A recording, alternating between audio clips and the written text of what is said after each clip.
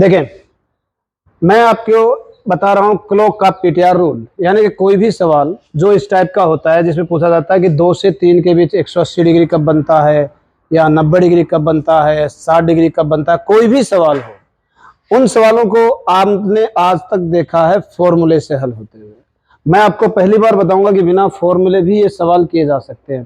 पहले मैं आपको ये सवाल करके दिखाता हूं, फिर मैं इसको पूरी तरह से एक्सप्लेन करता हूं कि कैसे होता है। देखें, यहाँ पे 2 लिखा है, इसको लिखा, फिर यहाँ एक 6 आया। कैसे आया मैं इसके बाद बताऊंगा।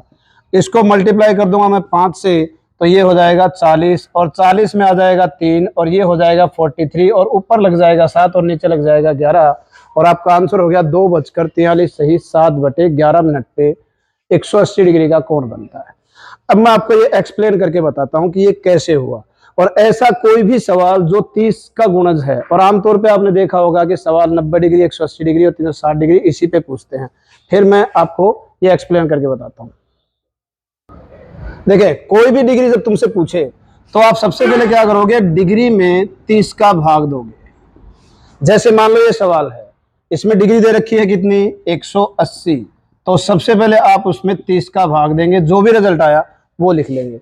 इसका मतलब ये जो मेरा पीटीआर ट्रिक्स जो मैं आपको बता रहा हूं, ये सिर्फ तभी काम करेगा जब 30 का भाग चला जाए। और जिसमें 30 का भाग नहीं जाता है उसके लिए मैं आपको अगले वीडियो में बताऊंगा कि एक फॉर्मूला बना के दूंगा, जिससे चाहे 2 डिग्री पूछे चाहे 10 डिग्री पूछे, सब पे अप्लाई करो, आपका आंसर आएगा। अभी फिलहाल बात करते हैं कि इनको 5 से 10 सेकंड में कैसे करें। तो पहला काम तो ये करना है। फिर उसके बाद में क्या करना है, जो यहाँ पे घंटे का मान दे रखा है वो लिख दो UKU। यहाँ मिनट है तो मिनट का मान कैसे निकालेंगे, यहाँ जो रिजल्ट आया है वो घंटे की सुई में ऐड कर दो, और मिनट हमेशा 5 से गुणा होती है, इसको 5 से गुणा कर दो, तो आपका टाइम हो गया 2:06 और 2 8, और 8 गुणा 5 40 हो गया।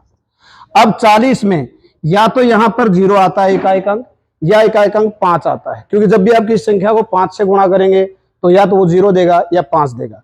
जब 0 दे तो क्या करें, इसके पीछे की साइड में जो भी नंबर दे रखा है, जैसे यहाँ क्या दे रखा है 4, उसमें से 1 कम कर दो, वो इसमें ऐड हो जाएगा, तो आपकी मिनटें हो जाएंगी 43, यानी 40 से निकला 3। फिर आप क्या करेंगे, यहाँ परमानेंट नीचे बट्टे में 11 लिखेंगे, और यहाँ ऊपर क्या लिखेंगे, यहाँ 43 हो गया।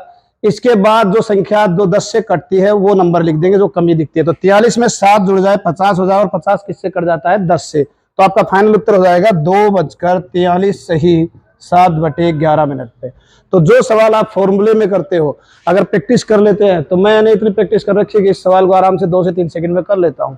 आप अगर थोड़ा प्रैक्टिस कर ले तो 5 से 10 सेकंड में कर सकते हैं, कोई बड़ी बात नहीं है। अब देखिए, एक और सवाल करके बताता हूं। देखिए, अगला सवाल, जैसे मान लो 3 से 4 के बीच 180 डिग्री का कोण कब बनता है। अगर इस सवाल को करें तो आपका आंसर आ जाएगा सीधा 3:49 सही 1/11 मिनट पर। और सही मायने में सिर्फ इतना ही समय लगता है, आप समय दो, सीधा डायरेक्ट आंसर आता है। अब कैसे, बजे यहाँ पे h की वैल्यू 3 है, लिख दी हमने। अब यहाँ मिनट की प्रोसेस, सबसे पहले जो यहाँ दे रखा है वो लिखेंगे, प्लस जो भी डिग्री होती है उसमें 30 का भाग देने पर जो बचता है वो आप यहाँ लिख देंगे। तो ये हो गया 6 और 3 9, और मिनट हमेशा 5 से गुणा होती है, तो आपका समय क्या हो जाएगा, 9 गुणा 5 45। मैंने यहाँ पे कहा था अगर 0 आता है तो पीछे वाला नंबर जो भी है उसमें से 1 कम, और अगर 5 आता है तो पीछे का जो भी नंबर है उसे आप एज इट इज जोड़ देंगे। तो आपका टाइम हो गया कितना, 49।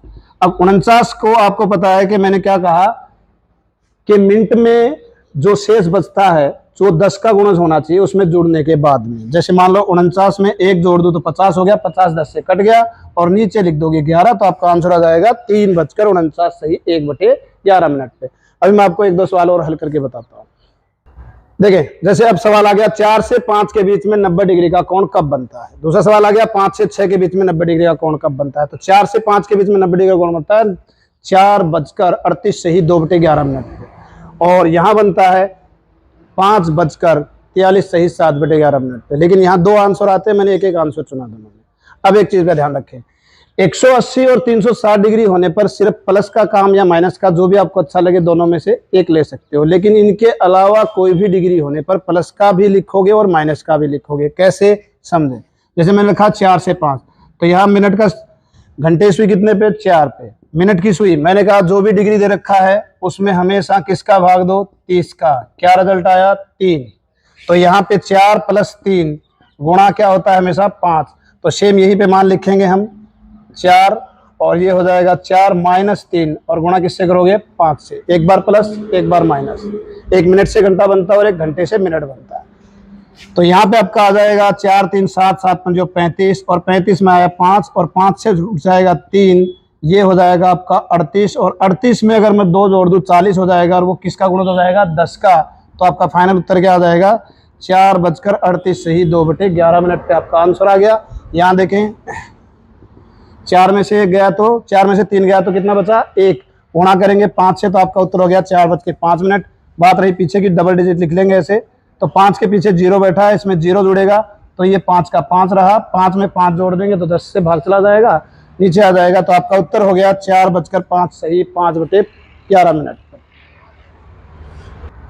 अब ये वाला हो गया। अब ये देखें घंटे सुई कितने पे है 5 पे, तो 5 + 3 करेंगे, क्योंकि यहाँ पे 90 में 30 का भाग दिया तो कितना आया 3 आया। तो यहाँ पे हो गया पहला, तो 5 और 3 8 ही हमेशा 5 से गुणा होता है, तो ये हो गया 40, और 40 में आपको पता है यहाँ 0 दे रखा है, तो पीछे क्या बैठा है 4, 4 में से 1 कम। मैंने 2 नियम बताए कि अगर इकाई का अंक 0 होता है तो 1 माइनस कर दो, पीछे वाला डिजिट जो भी बैठा है, अगर 5 होता है तो पीछे वाले डिजिट को यू के यू ऐड कर दो। तो यहाँ पे हो जाएगा प्लस का 3, तो आपका यहाँ हो गया 43, और 43 में अगर मैं 7 जोड़ दूं तो 50 हो जाएगा, क्योंकि यहाँ इन दोनों का गुणज हमेशा 10 का गुणज होगा। और नीचे क्या लिख दोगे 11, तो आपका उत्तर हो गया 5:43 सही 7/11 मिनट। दूसरा यहाँ देखते हैं, तो यहाँ मैंने लिखा 5, यहाँ -3 किया, और यहाँ गुणा कैसे करेंगे 5 से, तो ये हो गया आपका 5 दूने 10, 0 है इसलिए पीछे वाला अंक 1 माइनस होके जुड़ेगा, तो यहाँ पे 0 ही ऐड हुआ, तो ये हो गया 5:10। यहाँ हम 0 नहीं कर सकते, 10 का गुणज है, क्यों, क्योंकि 10 मिनटें हुई है और अपने पास मिनटें होती है टोटल 60 होने पर ही यहाँ 0 लिखेंगे, उससे पहले 0 नहीं होगा। तो 10 में 10 जोड़ दें तो 10 से कट जाएगा 20, तो आपका उत्तर हो गया 5:10 सही 10/11 मिनट पर।